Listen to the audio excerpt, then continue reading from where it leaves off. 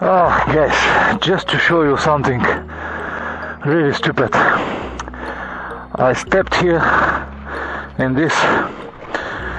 Man, it was such a bad luck. Such a bad luck. I'll try to get the bike out. Wow.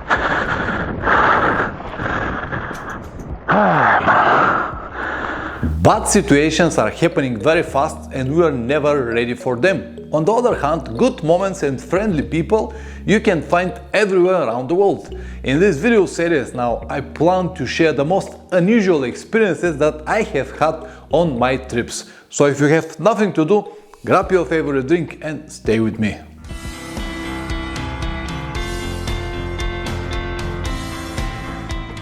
Welcome back. Before I start, let me tell you that in these videos you won't see any special effects, drone footage or crazy stunts. As I said in the intro, it will be the most unusual experiences that I have had during my trips. Also, I would like to show you that the trips are unpredictable and you cannot be ready for everything what is ahead. And maybe to encourage you to write more, improvise when you have to, and always believe in people's goodwill. The first situation or moment that I would like to share is from my trip to Ireland a few years ago. I started from Berlin, Germany, crossed the whole France, went to Normandy and visited Omaha Beach, which by the way was a great experience. After that I got the ferry to Ireland. I met a few people there and everything was going great until I reached the top north part of Ireland, or to be more precise, Malin Head. There were two reasons to visit it. The first was because it is a beautiful location with many scenic viewpoints, but the second was that on one of the rocks over there was recorded a scene from the famous movie Star Wars. I guess that for many of you with my age or older, Star Wars was very special. That's why I decided to go to this location and to see it with my own eyes. But it was not that easy. There were no signs or information about it.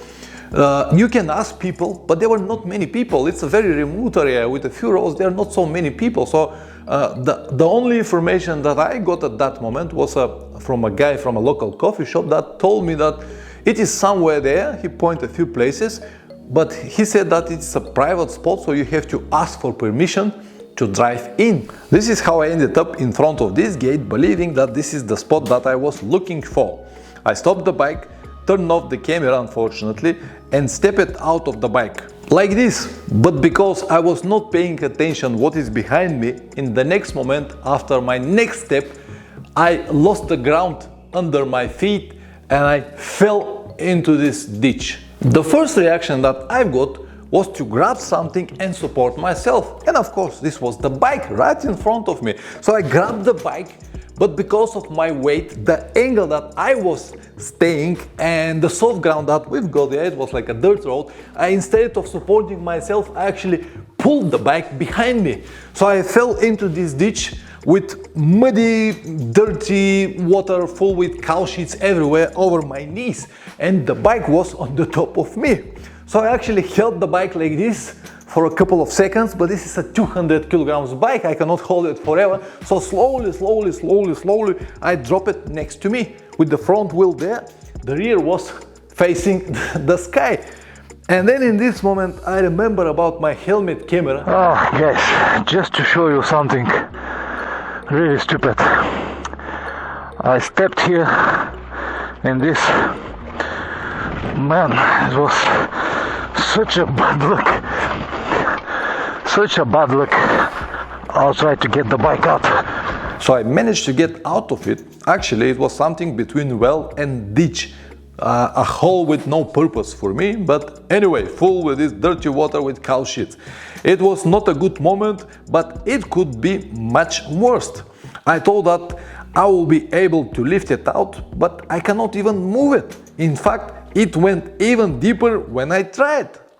At that moment I realized that I would need help. And the first thing that I did was to go around. There were like 2-3 different houses, one next to another, and knock on the doors looking for people. But there were no people at all. I don't know, these were holiday houses, or maybe people are coming a few times per year. I don't know. And also it's a very remote area. I spent like maybe 20 minutes sitting there waiting for a car to come or someone to help me. but there are no people at all.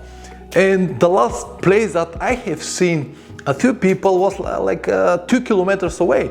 So I said, okay, I'll wait 10 more minutes, and if no one comes, then I will walk to this place, eventually find someone and come back here to get the bike out. So after I sat there around 20 minutes more, I realized that it might take hours to see someone, and it was not guaranteed. It was like a dead-end road, and the only people that are coming need to have a specific purpose. As I said, the place where I saw people was about 2 kilometers away, so I headed in this direction. But instead of going on the tarmac road and making a big loop around, I decided to cross into the straight line. It was like a field full with tall grass. A few minutes later, I realized that it was very soft, like a carpet, and my boots were digging deep holes into it until it became like a real swamp up to the top of my boots. Then I saw a car passing on the road, and I wanted to run, but I couldn't because it was this swamp. I was yelling for help, but he couldn't hear me. So the first car just went away without seeing me. I was so disappointed. Around 20 minutes later, I finally reached the place that I needed, and at the same moment, one car was going on the road. So I stopped this car like this on the road and tried to explain him the situation, but he just opened the window, looked at me, covered with this cows or horse shit everywhere, muddy and exhausted, and he said, "What is happening to you?" And so I briefly explained the situation and asked for help, and he said, "Okay, come over, we'll go together." I said, "Listen, my clothes." He said, no problem, just sit in the car."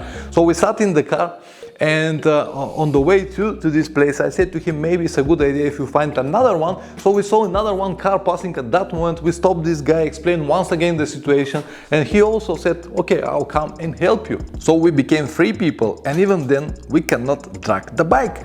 Until we were trying, a car stopped, and finally we became 4 people. 3 on the top pulling, and me underneath in the hole pushing. And finally we were able to drag it out.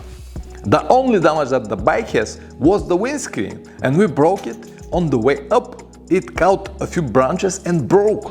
The first thing that I did after that was to start the engine and make sure that the engine was fine. I have had some suspicions about the forks. They might be bended because the whole weight of the bike was on them, but they were fine. So after I was sure that everything is fine, I actually continued and finished my trip. After that I went to North Ireland, then moved to Scotland, where a very handy man actually fixed my screen with like a staple gun. He actually made it like a Frankenstein. I really like this explanation. I still got this screen, but I couldn't find it now for the purpose of this video because of this moving here and there, the garage work and everything, but I will definitely find it and hang it here in my garage. This was just unbelievable experience, and the tenere surprised me how good it held this situation. This accident could finish really badly. Let's say that the hole that I went in, this ditch or well or whatever it was deeper. And because I put my bike behind me, there will be no evidence at all. In fact, the first person that came to help me was sitting there, look on the ditch with the bike, look on the parts of my motorcycle, and look again and again and again, and then he couldn't find out how exactly I went inside.